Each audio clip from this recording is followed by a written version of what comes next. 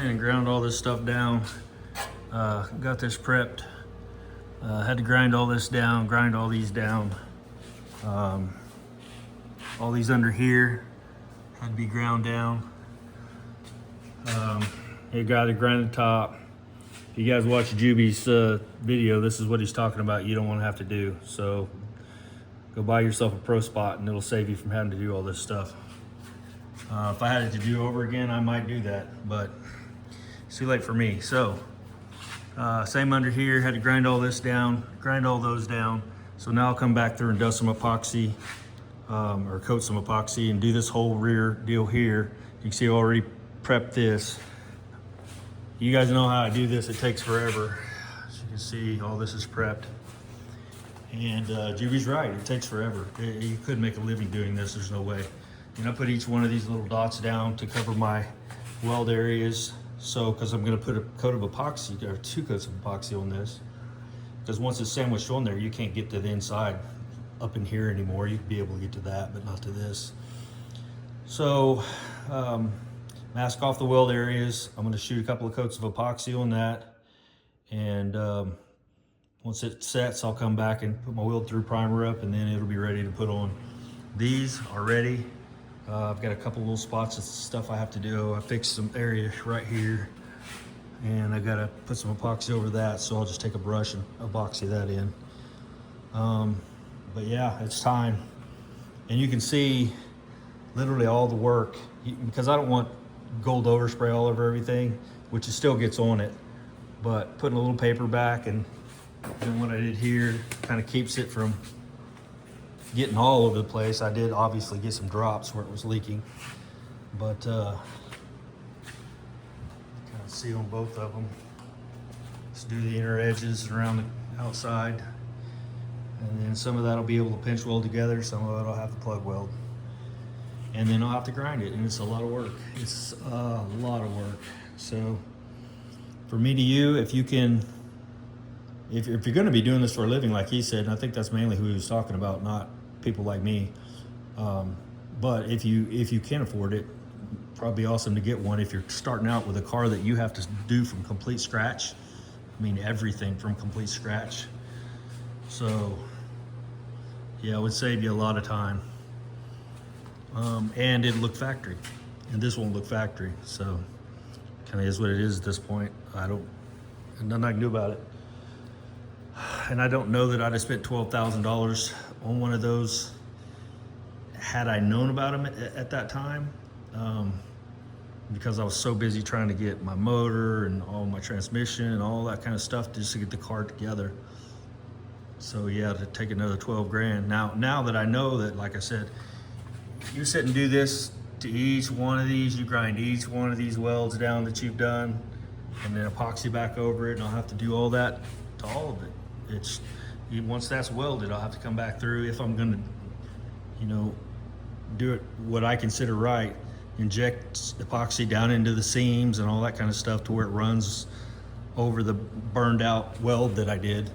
You don't have to do that with one of those machines. It doesn't heat up enough to, well, it does, it melts the metal together, but it doesn't burn a big circle around it, doesn't catch on fire, stuff like that.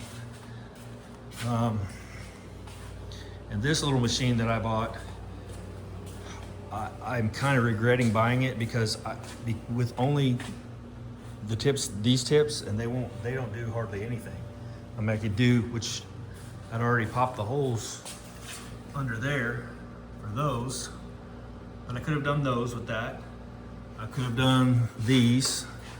There's a handful of places I could get with that, because it's short and it's just not made. Like, I won't be able to get up in here and squeeze because it's just not, it won't allow it. I'd have to get different tongs or whatever they're called.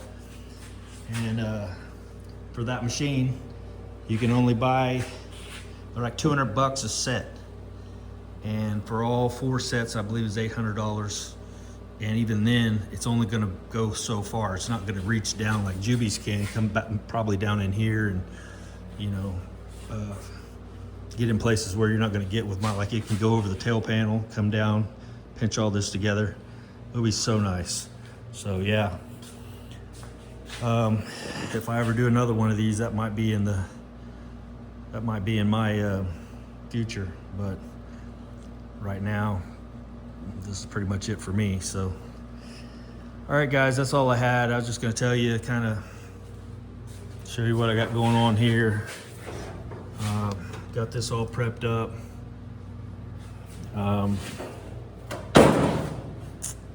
So yep. All right, we'll see you guys. All right, I got all this coated. That's 2 coats. Lots of trash because I'm in a trashy place, but maybe the trash will help protect the metal.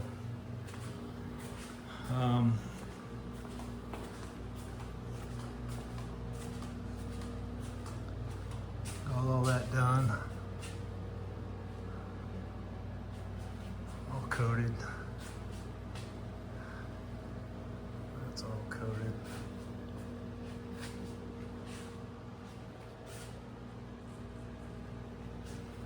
And same out here, that's done. That's up in there's done. So now I can put these panels on and get them locked down for good. So, all right, see you guys. All right, so that's what I ended up with. My goal is to keep the epoxy on there as much as possible. That's why I do a full inch. When I do my plug welds, it usually doesn't go past an inch. So yeah, a lot of work, a lot of prepping. That's the way I'm doing it. Is that the best way? Nope. Is that the easiest way? Nope. But for what I have, I don't know that there's a better way to do it. Especially if you're trying to coat the inside of everything, to make sure that it's not just EDP on the inside. Just an extra coating protection.